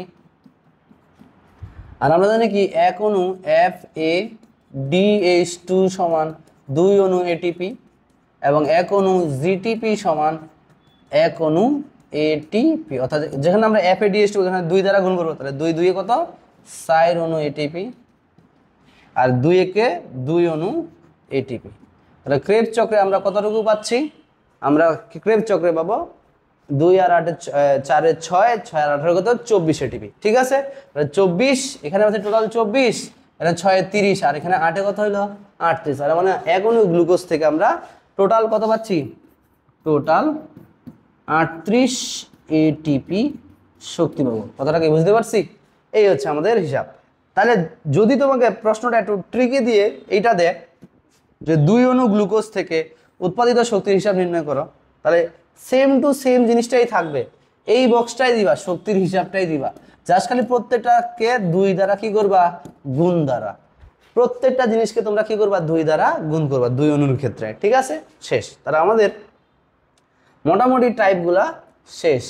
এখন আমরা একটা কম্বাইন্ড টাইপ পড়ব, ঠিক আছে কি না? তারপরে কিছু বোর্ড কোশ্চেন পড়ব। এখন ধরো তোমাকে এখানে একটা উদ্দীপক দিছে, এখানে কম্বাইন্ড প্রশ্ন আসছে। একটাতে দেখো সে কার্বন ডাইঅক্সাইড কি গ্রহণ করছে আর অক্সিজেন কি করছে? ত্যাগ করছে। আবার উল্টাটা, এখানে গাছ কি করছে? অক্সিজেন গ্রহণ করছে, আবার কি করছে? কার্বন ডাইঅক্সাইড ত্যাগ করছে। তার মানে কার্বন ডাইঅক্সাইড গ্রহণ হয়েছে, অক্সিজেন সালোক সংশ্লেষণ, আর এটা হচ্ছে আমাদের কি রে? শ্বসন। এটা হচ্ছে আমাদের কি শ্বসন। তাই বলতে পারে উদ্দীপকের ক এর উপস্থিতি খ এর শারীরবৃত্তীয় উপস্থিতিমূলক কার্যক্রম সচল রাখে ব্যাখ্যা করো। তাহলে দেখো এবার এটা প্রশ্ন এইভাবে কঠিন না দিয়ে সহজ করে দিতে পারে যে উদ্দীপকের প্রক্রিয়া দুটি একে অপরের উপর কি নির্ভরশীল। দেখো এমন ধরো আমরা যদি বলি ক হচ্ছে কি সালোক সংশ্লেষণ, সালোক সংশ্লেষণ, আর খ হচ্ছে কি শ্বসন। তাহলে সালোক সংশ্লেষণ প্রক্রিয়াটা দেখো কার্বন ডাইঅক্সাইড এবং পানি বিক্রিয়া করে তৈরি করলো C6H12O6 প্লাস অক্সিজেন প্লাস পানি। আবার শ্বসন প্রক্রিয়াটা কি হয় C6H12O6 অক্সিজেনের সাহায্যে ভেঙে তৈরি করে কি আমাদের কার্বন ডাইঅক্সাইড পানি এবং হচ্ছে কি রে ATP। ঠিক আছে, এখন তুমি যদি বলো এই বিক্রিয়া দুটা একে অপরের উপর নির্ভরশীল, কেমনে একে অপরের নির্ভরশীল? দেখো সালোক সংশ্লেষণ প্রক্রিয়ায় যে খাদ্যটা তৈরি হয় সেটাই কিন্তু শ্বসন প্রক্রিয়ার কাঁচামাল হিসেবে ব্যবহৃত হয় এবং এই শ্বসন থেকে কি হয় শক্তি উৎপন্ন হয়। এবং শক্তির সাথে সাথে এখানে আবার কি উৎপন্ন হচ্ছে কার্বন ডাইঅক্সাইড উৎপন্ন হচ্ছে, যেই কার্বন ডাইঅক্সাইডটা আবার সালোক সংশ্লেষণ প্রক্রিয়ার কি রে কাঁচামাল হিসেবে ব্যবহৃত হয়। ঠিক আছে, তার আমরা বলতে পারি যে এই ধাপ দুটা একে অপরের উপর কি নির্ভরশীল। তোমরা গাইডে সুন্দর করে লেখা আছে এবং তোমরা নিজেরাও বানায় লিখতে পারো যে সালোক সংশ্লেষণ প্রক্রিয়ায় শর্করা জাতীয় খাদ্য তৈরি হয়, সেই শর্করা জাতীয় খাদ্যটাই আবার শ্বসন প্রক্রিয়ায় ক্রিয়ায় অক্সিজেন দ্বারা ভেঙে কি হচ্ছে শর্করা জাতীয় এই শক্তিতে পরিণত হচ্ছে এবং সেই শক্তি এবং এখানে শ্বসন প্রক্রিয়া উৎপন্ন কার্বন ডাইঅক্সাইড আবার কি হয় সালোক সংশ্লেষণ প্রক্রিয়া কাঁচামাল হিসেবে ব্যবহার হয়। সুতরাং বলা যায় প্রক্রিয়া দুটি একে অপরের কি উপর নির্ভরশীল। ওকে, এবার আমরা যাই পরের প্রশ্নটা। চিত্র খ সংগঠিত প্রক্রিয়া সাইটোপ্লাজমিক ধাপের বর্ণনা দাও। তাহলে বলো তো চিত্র খ শ্বসন, শ্বসনের সাইটোপ্লাজমিক ধাপ কোনটা? Glycolysis, glycolysis. পারবো না? এগুলো তো অবশ্যই আগেই পড়াই ফেলছি। ঠিক আছে, চিত্র খ এর প্রথম ধাপটি পারবা গ্লাইকোলাইসিস। চিত্র খ এবং খ পরস্পরের উপর নির্ভরশীল, একটু আগেই পড়াই ফেলছে। ওকে, এবার দেখো আমরা পরবর্তী যে প্রশ্নটা টাইপটা যাই সেটাতে যাই, যে এবারও সেম টাইপটা, খালি তোমাকে কি করছে প্রশ্ন সেম, খালি জাস্ট উদ্দীপক তোমাকে একটু কি করে দেয় চেঞ্জ। দেখো এখানে আছে সান বা সূর্য, এখানে কি আছে সান বা সূর্য, এস তো হচ্ছে কি সান, সূর্য থেকে আলো গ্রহণ করছে পি প্রক্রিয়া। বলো তো এটা কি সালোক সংশ্লেষণ। সেখান থেকে সালোক সংশ্লেষণ প্রক্রিয়া অক্সিজেন বের হয়েছে, সেই অক্সিজেনটা আবার কিউ প্রক্রিয়া, এটা মানে কি শ্বসন। সেখান থেকে কার্বন ডাইঅক্সাইড ব্যবহার হয়েছে, সেই কার্বন ডাইঅক্সাইড আবার কি হয় পি প্রক্রিয়ায় ব্যবহৃত হয়। তাহলে এস নির্ভর পি ধাপটি বর্ণনা করো। তাহলে আলোক নির্ভর পি প্রক্রিয়া সালোক সংশ্লেষণের আলোক পর্যায়ে আমরা আগেই বর্ণনা করে ফেলছি। কিউ প্রক্রিয়াটির গুরুত্ব অর্থাৎ সালোক সংশ্লেষণের গুরুত্ব আলোচনা করে ফেলছি। পি এবং কিউ প্রক্রিয়ার তুলনামূলক পার্থক্য অর্থাৎ শ্বসন এবং সালোক সংশ্লেষণের মধ্যে পার্থক্য। যখন পার্থক্য আসবে তোমরা অবশ্যই সেটাকে কি করে ট্রাই করবা, ছক আকারে লেখার ট্রাই করবা। এক দিবে দিবা সালোক সংশ্লেষণ, সালোক সংশ্লেষণ, আরেক দিকে দিবা কি শ্বসন। তা সালোক সংশ্লেষণ এবং শ্বসনের মধ্যে পার্থক্যটা তোমরা সুন্দর মতো করে পয়েন্ট পয়েন্ট পয়েন্ট পয়েন্ট করে লিখে ফেলবা। প্রথমে সংজ্ঞা দিবা, সংজ্ঞা যে প্রক্রিয়ায় কার্বন ডাইঅক্সাইড এবং পানি ব্যবহার করে সর্বজাতীয় সালোক সংশ্লেষণ, আর যেই প্রক্রিয়ায় সর্বজাতীয় খাদ্য ভেঙে শক্তিতে পরিণত তাকে বলে কি রে শ্বসন। সালোক সংশ্লেষণ প্রক্রিয়া এটা হয় সেটা হয়, এগুলো তোমরা গাইডে পাবা, সুন্দর করে লিখে ফেলবা। ঠিক আছে, এবার আমরা যাই পরের প্রশ্নটা। আমাদের মোটামুটি টাইপ যে কিউ প্রক্রিয়া এটিপি উৎপাদিত হওয়ার প্রবাহ চিত্রটি অঙ্কন করো, আঁকে ফেলছি। আমাদের টাইপ ভিত্তিক প্রশ্নগুলো শেষ। এখন আমরা যে জিনিসটা করবো সেটা হচ্ছে কি বোর্ড কোশ্চেন। তোমাদের বইয়ে যে বোর্ডগুলো আছে সেই বোর্ড কোশ্চেনগুলো আমরা একটা একটা করে দেখব। যেমন ধরো ঢাকা বোর্ড 2024, তুমি দেখো এই যে জায়গাটা আছে এখানে হচ্ছে কি সূর্য, পি আসছে রাসায়নিক শক্তি। এখন এখানে বুঝাইছি আমরা কোনটাকে সালোক সংশ্লেষণ প্রক্রিয়াটাকে, আর এখানে এটা আছে গ্লুকোজের সংকেত, আর এটা হচ্ছে কি পাইরুভিক অ্যাসিড। তার মানে এটা কি বলতো গ্লুকোজ থেকে পাইরুভিক অ্যাসিড তৈরি হয়েছে দুই অণু, গ্লাইকোলাইসিস। তাহলে লেখা আছে উদ্দীপকের এস উচ্চ এবং নিম্ন শেখের সকল জীবে সংগঠিত বর্ণনা করো। চিত্র এস মানে কি রে গ্লাইকোলাইসিস। তাহলে গ্লাইকোলাইসিস কিন্তু সবাত শ্বসনেও ঘটে অবাত শ্বসনেও ঘটে, ঠিক আছে কি না? অর্থাৎ এটা উচ্চ শ্রেণীর উদ্ভিদে ঘটে যে সবাত শ্বসন, নিম্ন শ্রেণীর উদ্ভিদে ঘটে কি অবাত শ্বসন। তুমি এটা ব্যাখ্যা দিতে পারবা। ঘ বলতে উল্লেখিত পি প্রক্রিয়াটি বাধাগ্রস্ত হলে এস এর ক্ষেত্রে জীবজগতে কি কি প্রভাব পড়বে ব্যাখ্যা করো। তাহলে পি প্রক্রিয়াটা যে সালোক সংশ্লেষণ, মানে সালোক সংশ্লেষণ যদি বাধাগ্রস্ত হয় তাহলে কি হবে খাদ্য তৈরি হবে না। এবং এই খাদ্য থেকেই তো পরবর্তীতে কি হয়, শক্তি উৎপন্ন হয়। তাহলে এখানে ঠিকমতো শক্তি উৎপন্ন হবে না। এগুলোই তুমি একটু সুন্দর করে কি করে দিবা, পয়েন্ট। অর্থাৎ এখানে আসলে তোমাকে বলা হয়েছে সালোক সংশ্লেষণ যদি না ঘটে তাহলে শ্বসন হবে না, শ্বসন না ঘটলে শক্তি উৎপন্ন হবে না, শক্তি উৎপন্ন না হলে উদ্ভিদের কোনো কাজেই সম্পন্ন হবে না। ওইগুলাই ব্যাখ্যা দিতে হবে, ঠিক আছে। পরে প্রশ্ন দেখো, রাজশাহী বোর্ড 2024। রাজশাহী বোর্ড 2024-এ প্রশ্নটা ছিল এরকম, এটা হচ্ছে পি আর এটা কিউ, তার মানে এটা মাইটোকন্ড্রিয়া, এটা হচ্ছে ক্লোরোপ্লাস্ট, ঠিক আছে। গোটা দেখো চিত্র, কিউ অঙ্গাণু কিভাবে শর্করা তৈরি করে ব্যাখ্যা করো। তাহলে কিউ প্রক্রিয়া, ওই যে বললাম সালোক সংশ্লেষণ প্রক্রিয়া, ওই যে দেখাইছিলাম একটু রাইবোলোজ 1,5 বিসফসফেট। দেখো আমি একটা তোমাদের টপিক লিখে দিছিলাম, রাইবোলোজ 1,5 বিসফসফেট, এই যে এই প্রক্রিয়াটাই তুমি লিখে দিবা, ঠিক আছে। এই প্রশ্নের মধ্যে ওইটাই আমাদের লিখে দিতে হবে। হ্যাঁ, এবারে ঘ নাম্বার, জীবদেহের শক্তি উৎপন্ন হওয়ার সাথে সাথে পি অঙ্গাণুটির সম্পর্ক বিশ্লেষণ করো। তাহলে বলো, আমরা জানি যে শক্তি উৎপন্ন হওয়ার প্রক্রিয়ার নাম কি, শ্বসন। আর শ্বসন কোথায় ঘটে, শ্বসনের ধাপ কয়টা, 4টা। একটা হচ্ছে গ্লাইকোলাইসিস,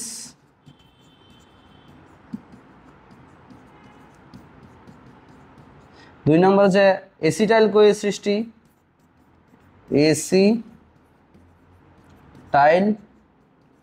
কোয়ে সৃষ্টি। 3 নম্বর ধাপের নাম হচ্ছে ক্রেবস চক্র।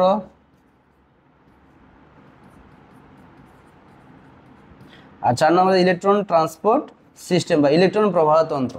তার মধ্যে মাথায় রাখবা যে গ্লাইকোলাইসিস শুধুমাত্র কোথায় সাইটোপ্লাজমে, কোথায় করে এটা, সাইটোপ্লাজম।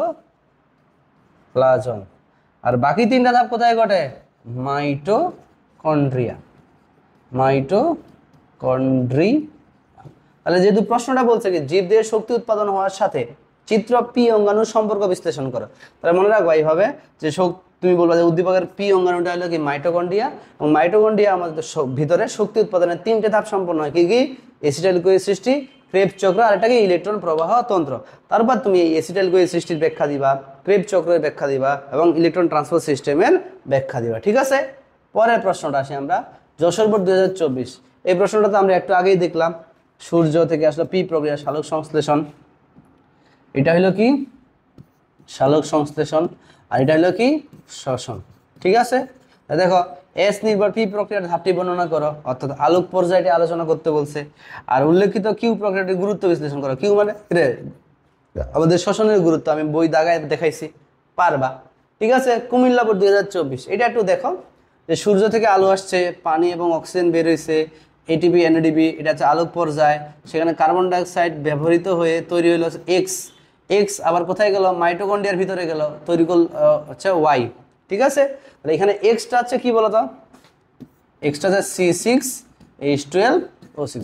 উদ্দীপক ধরতে পারলে তুমি পারবে। উদ্দীপকের এক্স কিভাবে উৎপন্ন হয় বর্ণনা করো, কয়বার পড়ছি, ঠিক আছে। ওয়াই সংগঠিত প্রক্রিয়া জীবজগতের জন্য গুরুত্বপূর্ণ। ওয়াই এর মধ্যে যে সম্পন্ন হয়, এটা কি সম্পন্ন হয়, মাইটোকন্ড্রিয়ার ভিতরে কি তৈরি হয়, শ্বসন হয়। আর শ্বসন প্রক্রিয়ার গুরুত্ব তোমাকে এখানে কি করতে বলছে, ব্যাখ্যা করতে বলছে। আমরা সব পড়ে ফেলছি শ্বসন প্রক্রিয়ার গুরুত্ব। এবার দেখো সিলেট বোর্ড 2024, এখানে 2টা বিক্রিয়া দেওয়া আছে। এটা হচ্ছে আমাদের কি শক্তি উৎপন্ন হয়েছে মানে কি শ্বসন, আর এখানে কার্বনটা কি বলে তোমার শর্করা জাতীয় খাদ্য তৈরি, তাহলে এটা কি সালোক সংশ্লেষণ। তোমাকে উদ্দীপক ধরতে চিনতে পারলেই হয়েছে। দেখো 1 নম্বর উদ্দীপক উল্লেখিত 1 নম্বর প্রক্রিয়াটির প্রথম ধাপটি, অর্থাৎ শ্বসনের প্রথম ধাপটির নাম কি, গ্লাইকোলাইসিস। গ্লাইকোলাইসিস ব্যাখ্যা দিবা। উদ্দীপক 2 নম্বর প্রক্রিয়াটিতে এর ভূমিকা আলোচনা করা। মানে কি রে, আলোর ভূমিকা, পড়ে ফেলছি আলোর ভূমিকা, কারণ আমরা একটা প্রশ্ন করছিলাম যেখানে আলো এবং ক্লোরোফিলের ভূমিকা, ওখানে খালি আলোর ভূমিকাটা চাইছি, তুমি এখানে শুধুমাত্র আলোর ভূমিকাটা দিবা। দিনাজপুর বোর্ড 2024, এটা হচ্ছে কি শ্বসন না শক্তি উৎপন্ন হয়েছে, আর এখানে এম কি অক্সিজেন, ঠিক আছে, অক্সিজেন। তাহলে বলছে উদ্দীপকে এম এর অনুপস্থিতিতে প্রক্রিয়াটি কিভাবে সংঘটিত হয়, অবাধ শ্বসন ব্যাখ্যা করবা। আর উদ্দীপকের প্রক্রিয়াটির গুরুত্ব, শ্বসনের গুরুত্ব, শেষ, ইজি বিজি খিজি। মাইমেন সিং, আমার মানুষ গান গায়, ঠিক আছে। সেম দেখো, সেম প্রশ্ন না। 2 নং বিক্রিয়ায় প্রথম 1 অণু গ্লুকোজ ভেঙে কত অণু এটি উৎপন্ন হয় তার হিসাব করো, আমরা দেখাইছি। উদ্দীপকের 1 এবং 2 নং প্রক্রিয়া দুটির তুলনামূলক পার্থক্য, অর্থাৎ সালোক সংশ্লেষণ এবং শ্বসনের মধ্যে পার্থক্য। ঢিসকিয়াই শেষ। ঢাকা বোর্ড 23, দেখো এখানে আমাদের কি কার্বন ডাইঅক্সাইড এবং পানি ব্যবহার হয়ে কি করছে এক্স উৎপন্ন হচ্ছে, এটা হচ্ছে কি C6H12O6। ঠিক আছে, এখানে উদ্দীপকে পি এর অনুপস্থিতিতে এক্স এর উৎপাদন প্রক্রিয়া ব্যাখ্যা করো। পি অনুপস্থিত মানে কি আলোর অনুপস্থিতিতে, তাহলে মানে কি অন্ধকার পর্যায়টা আলোচনা করবা।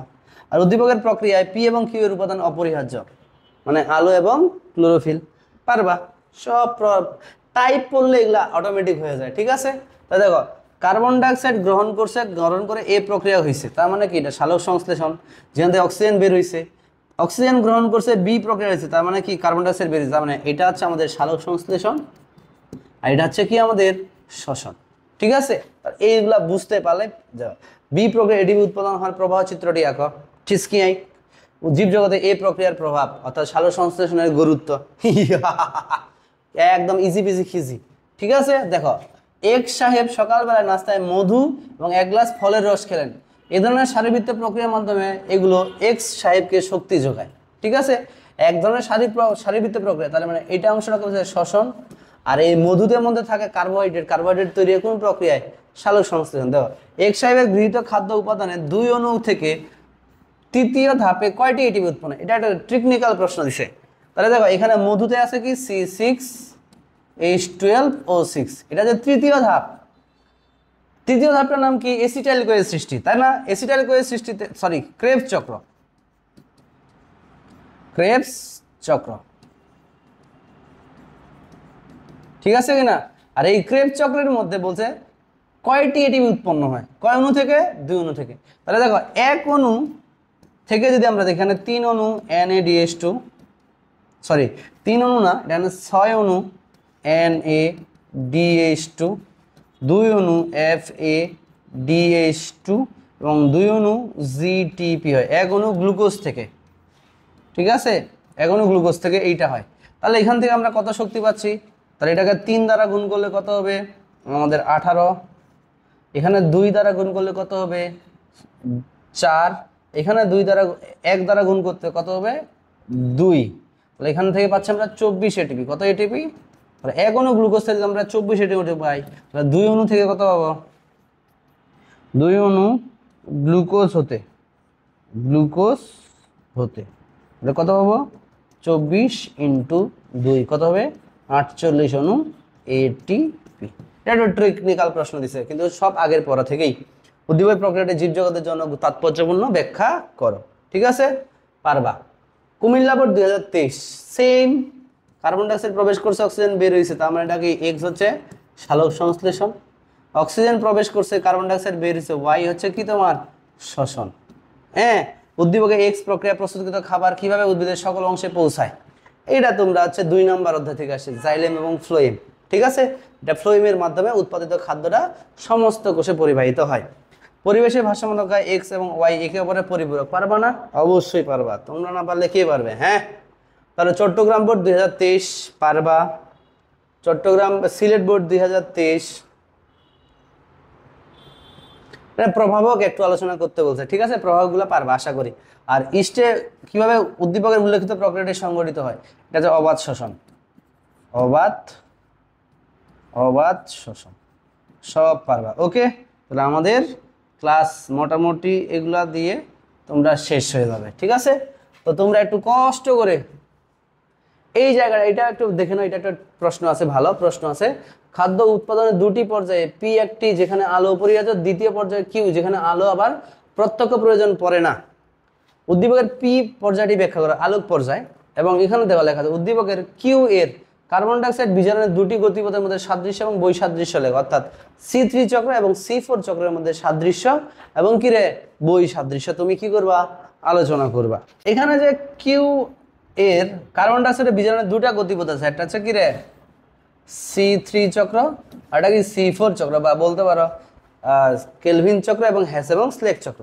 এইটার মধ্যে সাদৃশ্য কি বলতো? এই দুইটার মধ্যে কোথায় ঘটে? 1 নম্বর সাদৃশ্য যাতে দুইটাই স্ট্রোমাতে সংগঠিত। কোথায় হয়?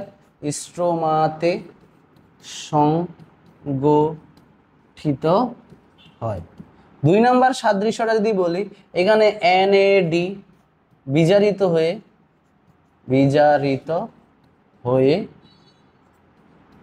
Na DH2 তে পরিণত হয়, ঠিক আছে। এবং 3 নাম্বার, প্রত্যক্ষ কোনো শক্তির প্রয়োজন হয় না। কি বলছি? আলোক শক্তির প্রয়োজন হয় না, কারণ যেহেতু এটা অন্ধকার পর্যায়, আলোক শক্তির প্রয়োজন হয়। এটা হলো কি সাদৃশ্য। কারণ বই সাদৃশ্য যদি আমরা দেখি, তো এগুলো তো আমরা তোমাদের যে বেসিক ক্লাস করাইছি সেখানে সুন্দর করে আলোচনা করছি। যে একদিকে হচ্ছে কেলভিন চক্র বা C3 চক্র, আর একদিকে লিখলাম আমরা হেস ও স্লেক চক্র বা C4 চক্র, ঠিক আছে। তো প্রথমে ব্যাখ্যা দিবা যে যে সকল উদ্ভিদে এটার হচ্ছে কি প্রথম কার্বন ডাইঅক্সাইডের গ্রহিতা, কার্বন ডাইঅক্সাইড এর গ্রহিতা রাইবুলোস 1,5 বিসফসফেট, রাইবুলোস 1,5 বিসফসফেট। আর এখানকার প্রথম কার্বন ডাইঅক্সাইড গ্রহিতা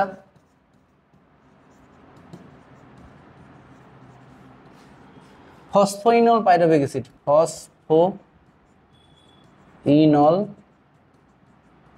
পাইরুভিক অ্যাসিড, ঠিক আছে। 2 নম্বর যদি আমরা বলি carbon dioxide fixing enzyme, carbon dioxide fixing enzyme হলো রুবিস্কো,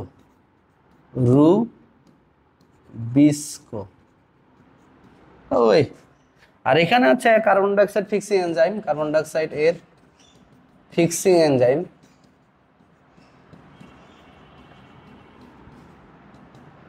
কার্বক্সিলেস, ঠিক আছে। এরপরে এটা হলো 2 নম্বর পয়েন্ট, 1 নম্বর পয়েন্ট। 3 নম্বর পয়েন্টে তুমি দিবা প্রথম স্থায়ী উপাদান, প্রথম স্থায়ী উপাদান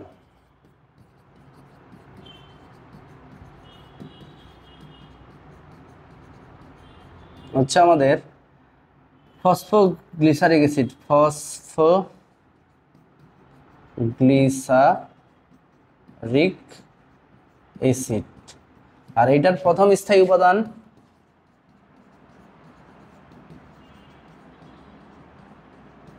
অক্সালো acetic acid, অক্সালো acetic acid, acetic acid, ঠিক আছে। এরপরে দিবা উৎপাদন ক্ষমতা, উৎপাদন ক্ষমতা এদের কম, আর C4 চক্রের উৎপাদন ক্ষমতা কি? উৎপাদন ক্ষমতা বেশি। এরপরে তুমি আরো লিখবা এখানে হচ্ছে সালোক সংশ্লেষণের হার কম, C3 তে হচ্ছে সালোক সংশ্লেষণের হার কম, সালোক সংশ্লেষণের হার কম, আর এখানে হচ্ছে কি সালোক সংশ্লেষণের হার বেশি। এরকম আরো একটা 2টা পয়েন্ট আছে, আমি যে বেসিক ক্লাসটা আপলোড দিয়েছি সেখানে আরো ভালো করে লিখে দিয়েছি সবগুলোই, ঠিক আছে। তো এখন তোমাদের কাজ হচ্ছে যে এই অধ্যায়ে যতগুলো আমি প্রশ্ন সলভ করে দিছি, টাইপ ভিত্তিক প্রশ্নগুলো অবশ্যই আগে পড়বা, এগুলো পড়লে সুবিধা হবে। প্লাস তোমরা কি করবা, এরপরে তোমাদের বোর্ডের কোশ্চেনগুলো দেখবা। একটা প্রশ্ন মানে টাইপগুলো শেষ করতে পারলে সব বোর্ড কোশ্চেন সলভ হয়ে যাবে, খালি জাস্ট তোমাকে উদ্দীপকগুলো ধরার জন্য অবশ্যই কি দেখতে হবে, বোর্ড প্রশ্নগুলো দেখতে হবে, ঠিক আছে। আর আমাদের একটা ক্লাস দেওয়া আছে, তোমরা দেখবে আমাদের একটা প্লেলিস্ট আছে যেখানে সাজেশনগুলো দেওয়া আছে, সেখানে প্রত্যেকটা অধ্যায়ের ক খ গ ঘ সব ধরনের টাইপ ভিত্তিক প্রশ্ন প্রত্যেকটা অধ্যায় আলাদা আলাদা করে দেওয়া আছে। সুতরাং তোমরা ওই ক্লাসটা থেকে ড্রাইভ থেকে ওই পিডিএফটা কি করে নিবা, ডাউনলোড করে নিবা, তাহলে কোনো সমস্যা হবে না। আর আমি বলতে পারবো যে ওই পিডিএফটা যদি তোমরা 100% সলভ করতে পারো, তাহলে মনে রাখবা যে তুমি বায়োলজিতে একদম পুরা বস হয়ে যাবা, ঠিক আছে। ততক্ষণ পর্যন্ত সবাই ভালো থাকো, আমরা নেক্সট ক্লাস অন্য কোনো একটা অধ্যায় নিয়ে শুরু করব, ঠিক আছে। সৃজনশীল সলভ ক্লাস করাবো। তো ততক্ষণ পর্যন্ত সবাই কি ভালো থাকো, ধন্যবাদ সবাইকে।